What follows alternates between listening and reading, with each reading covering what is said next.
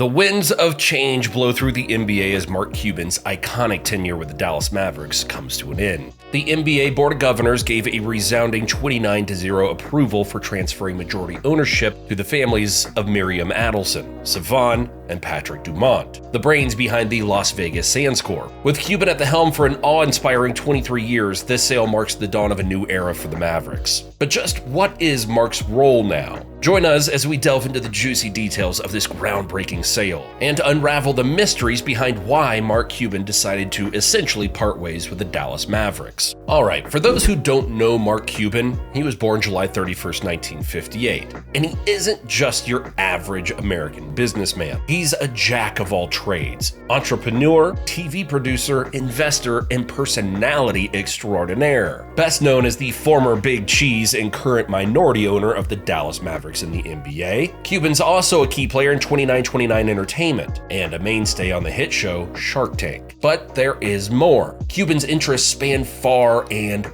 wide, from tech and media to sports and entertainment. He is not one to shy away from the limelight, especially when it comes to his beloved Mavericks, whom he led to victory in the 2011 NBA championship. And let's not forget his knack for butting heads with the NBA's top brass. Beyond the boardroom, Cuban's philanthropy, political insights, and reality TV escapades keep him firmly in the public eye. So why did he decide to part ways with the Dallas Mavericks? Once upon a time, Mark Cuban envisioned himself as the forever owner of the Dallas Mavericks, even in the golden years of his life. But as the sands of time shift and the business and media landscape undergo seismic changes, Cuban, now 65 and counting, has made a bold decision. He's waving goodbye to his beloved team. Why? Well, according to the billionaire mogul, it's all about adapting to the times. He points to the evolving nature of local television deals, once a boon, but now a burden, as a primary reason for the sale. Despite the potential to fetch a higher price on the market, Cuban's eyes are set on a bigger prize, partnering with the fresh blood of the new majority ownership group to elevate the organization's revenue streams. In his words to the press, Cuban paints a vivid picture of a media landscape in flux, with companies folding or merging left and right. What was once a competitive advantage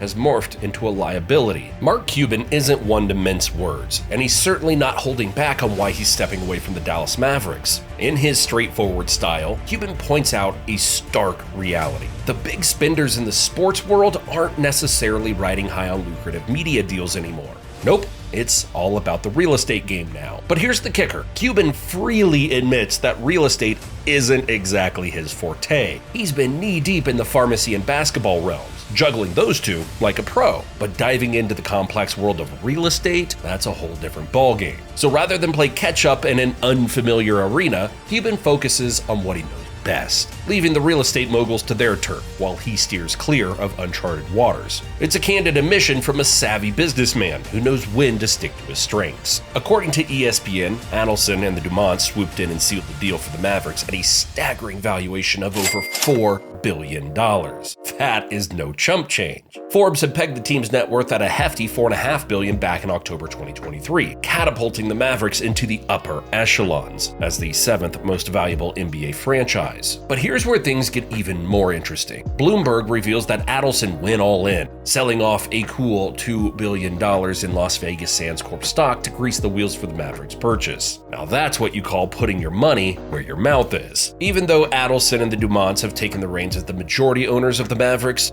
Mark Cuban is still there. He's holding on to a substantial 27% ownership stake in the team. Drawing from his Shark Tank wisdom, Cuban cleverly points out in this scenario, size does matter. Comparing ownership stakes to fruits, he quips that having 27% of a watermelon beats out 27% of a grape any day. And with the recent developments, Cuban's confident that the valuation of his remaining shares has skyrocketed. It's a savvy move from a man who knows how to make the most of his investments. Even with his shift away from overseeing the Mavericks' day-to-day affairs, Cuban still hasn't taken his hand off the basketball operations wheel. He's adamant about maintaining control in that realm, even though the purchase agreement doesn't explicitly grant him authority to do so. As Cuban candidly pointed out to reporters, purchase purchase agreements typically don't delve into such specifics. It contrasts with when he initially bought the Mavericks, where contractual changes were the norm. Nevertheless, Cuban remains confident in his ability to steer the ship regarding basketball matters. He can still make critical decisions like hiring and firing coaches, signing free agents, and even splurging into the luxury tax to bolster the team's talent pool.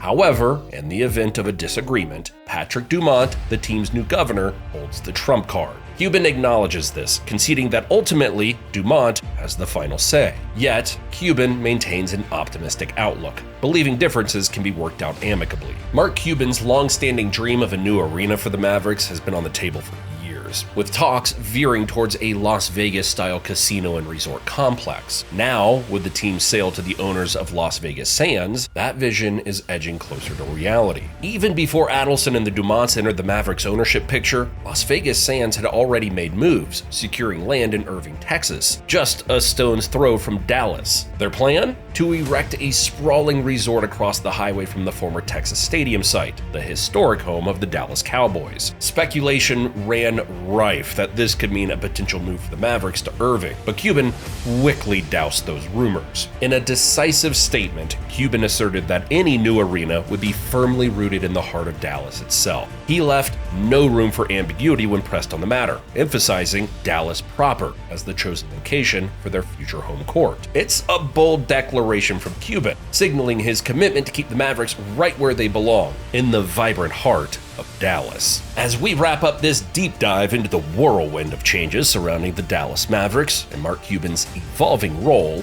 one thing is crystal clear. The future is brimming with excitement and possibilities. From ownership shakeups to tantalizing hints of a new arena, the Mavericks saga continues to captivate fans far and wide.